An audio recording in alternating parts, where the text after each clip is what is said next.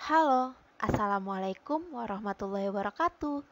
Kali ini kita akan membahas tentang media dan metode promosi kesehatan by Dental Public Health Baitur Rahmah University.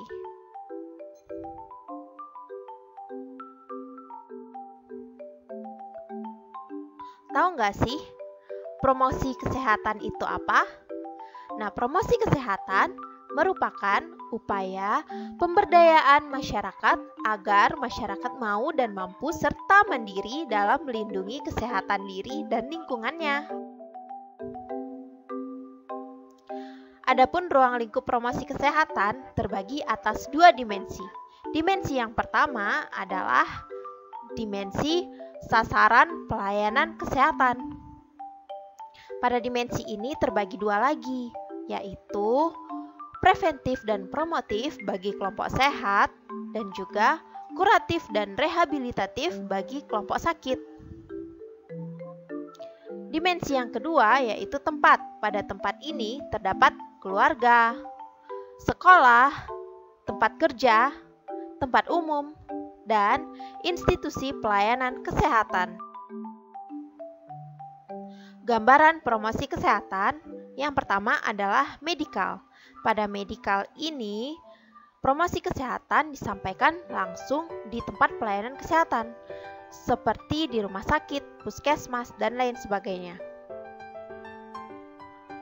Perubahan perilaku. Pada perubahan perilaku ini, contohnya seperti masyarakat yang dulu tidak terbiasa mencuci tangan, sekarang sudah terbiasa mencuci tangan demi menjaga diri dan lingkungannya. Kemudian, edukasi. Pada edukasi ini, promosi kesehatan dapat disampaikan melalui media seperti poster dan lainnya.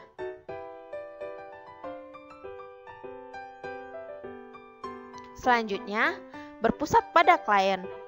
Nah, di sini promosi kesehatan berpusat pada satu orang tertentu atau pada suatu klien tertentu saja. Kemudian, perubahan sosial. Perubahan sosial contohnya yaitu seperti masyarakat dulu menggunakan siwak dalam menyikat gigi, sekarang sudah ada sikat gigi yang lebih modern dan lebih mudah digunakan.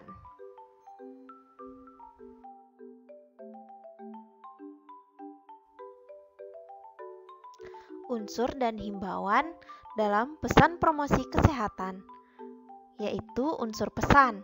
Terdapat command attention, clarify of the message, communicate a benefit, consistency, cater to the heart and mind, create trust, and call to action. Kemudian, himbauan dalam pesan, yaitu terdapat himbauan rasional, himbauan emosional, himbauan ketakutan, himbauan ganjaran, dan himbauan motivasional.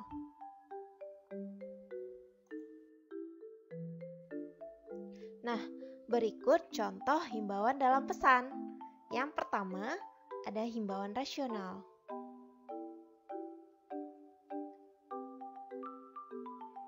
Himbauan emosional,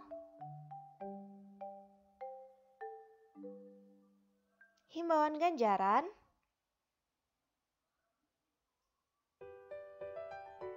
himbauan ketakutan, dan yang terakhir himbauan motivasional.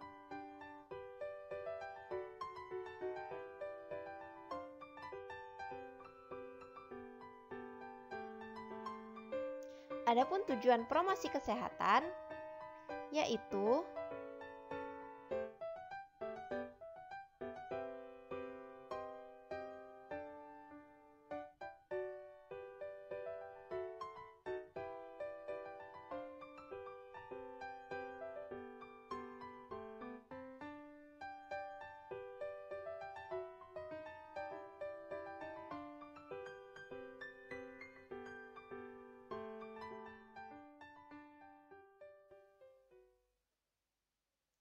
Oke, selanjutnya kita masuk kepada media promosi kesehatan.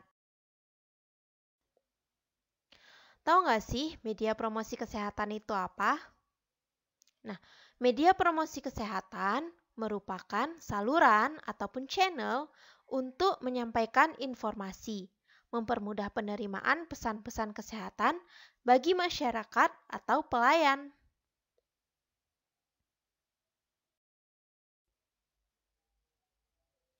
Keuntungan media promosi kesehatan secara umum, yaitu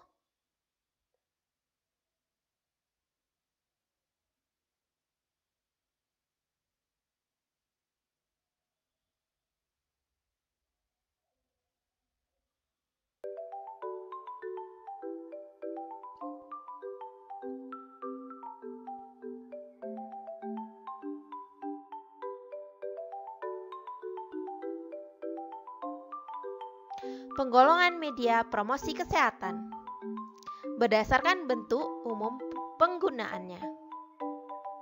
Terbagi atas dua. Yang pertama, bahan bacaan seperti modul, buku rujukan atau bacaan, folder, leaflet, majalah, buletin, dan lain sebagainya. Bahan peragaan seperti poster tunggal, poster seri, flip chart, slide, fil, dan lain sebagainya. Nah, ini adalah contohnya.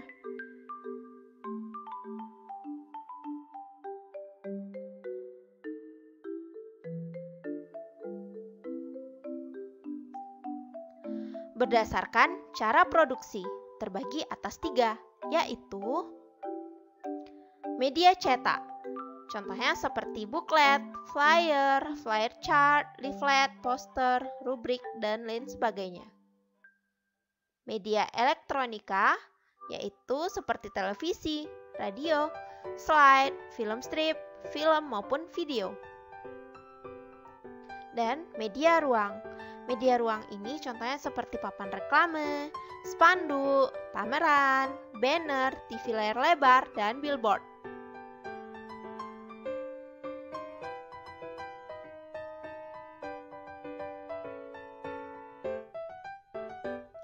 Yang perlu kita perhatikan dalam memilih media promosi kesehatan yaitu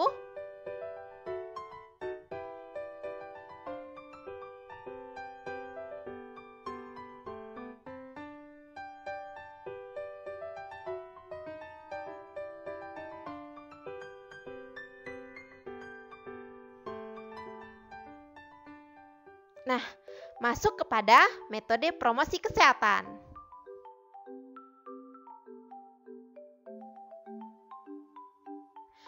Jenis-jenis metode promosi kesehatan ada 3, yaitu yang pertama berdasarkan teknik komunikasi. Berdasarkan teknik komunikasi ini terbagi 2, yaitu ada metode penyuluhan langsung dan metode yang tidak langsung. Kemudian berdasarkan indera penerima. Berdasarkan indera penerima ini terbagi 3. Yang pertama ada metode melihat atau memperhatikan. Yang kedua, metode pendengaran, dan yang ketiga adalah metode kombinasi.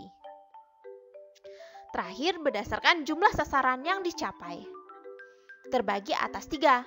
Ada pendekatan perorangan atau individual, pendekatan kelompok, dan juga pendekatan massal.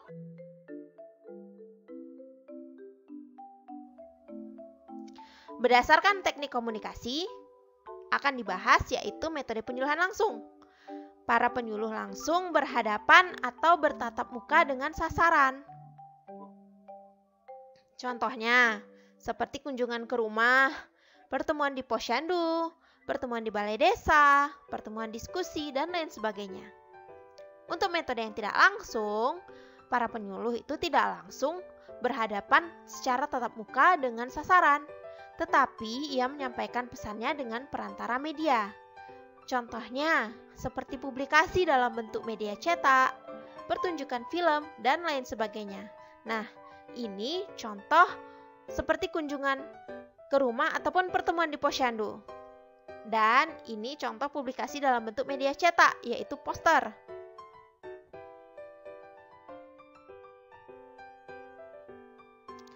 Kemudian berdasarkan indera penerima. Yang pertama adalah metode melihat atau memperhatikan. Nah, dalam hal ini pesan diterima sasaran melalui indera penglihatan atau berdasarkan apa yang mereka lihat. Contohnya seperti saat penempelan poster, pemasangan gambar atau foto, pemasangan koran dinding, pemutaran film, dan lain sebagainya. Yang kedua, metode pendengaran. Dalam hal ini pesan diterima oleh sasaran melalui indera pendengar atau apa yang didengar oleh mereka. Contohnya seperti penyuluhan lewat radio, pidato, ceramah, dan lain-lain. Dan yang terakhir adalah metode kombinasi. Nah, dalam hal ini termasuk yaitu demonstrasi cara, yaitu dapat dilihat, didengar, dicium, diraba. Untuk penyerapan materi, 1% materi dapat diserap melalui rasa, 2% materi dapat diserap melalui sentuhan, 11% materi dapat diserap melalui pendengaran. Dan yang paling banyak adalah 83% materi dapat diserap melalui penglihatan.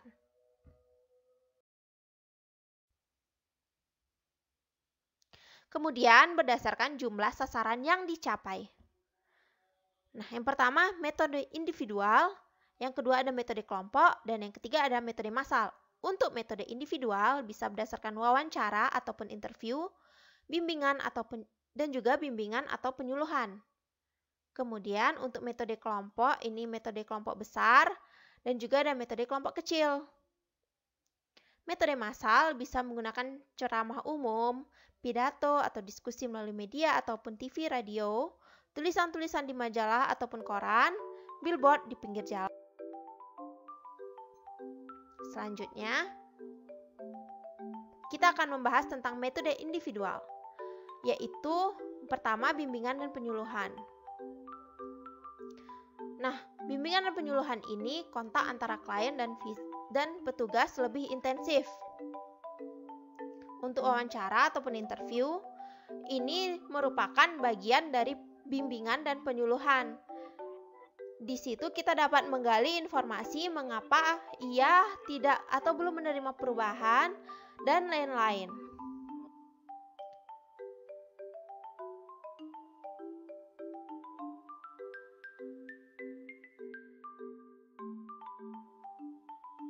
Kemudian metode kelompok. Yang pertama ada kelompok besar. Pada kelompok besar ini terdapat seminar. Nah, seminar ini merupakan suatu penyajian atau presentasi dari seorang ahli atau beberapa orang ahli tentang suatu topik yang dianggap penting dan dianggap hangat di masyarakat. Biasanya dipakai untuk pelatihan trainer atau profesi kesehatan lainnya. Yang kedua adalah ceramah. Pada ceramah ini yang pertama kita perlu persiapan. Adapun persiapannya yaitu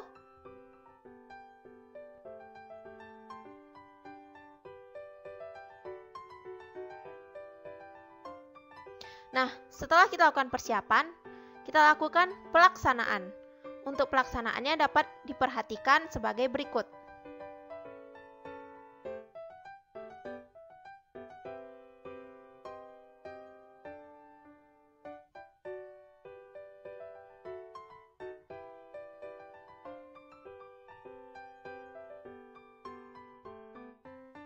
Selanjutnya, metode kelompok yaitu kelompok kecil. Yang pertama ada diskusi kelompok.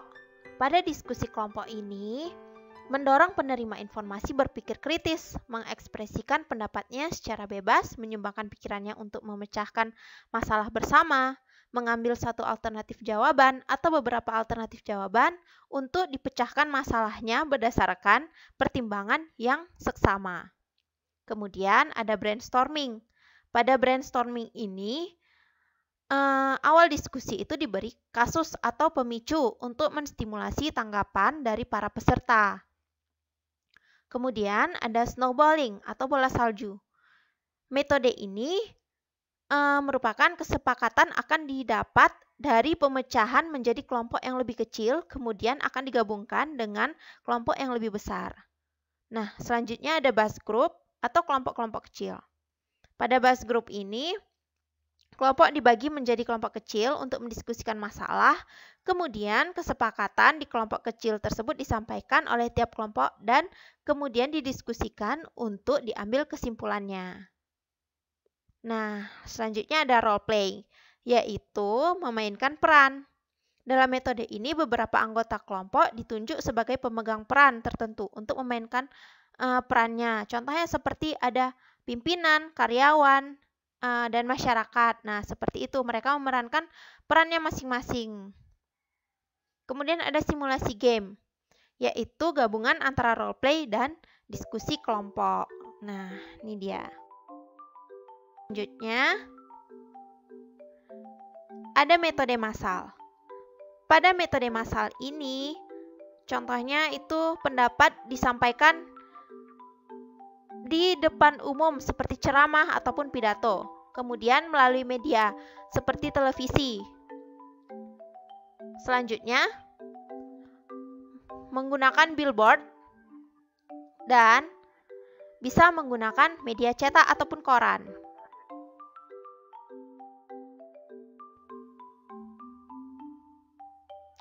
Mungkin itu saja yang dapat saya sampaikan dan yang dapat kita bahas pada kali ini. Semoga dapat dipahami dan mudah dimengerti ya. Terima kasih. Wassalamualaikum warahmatullahi wabarakatuh.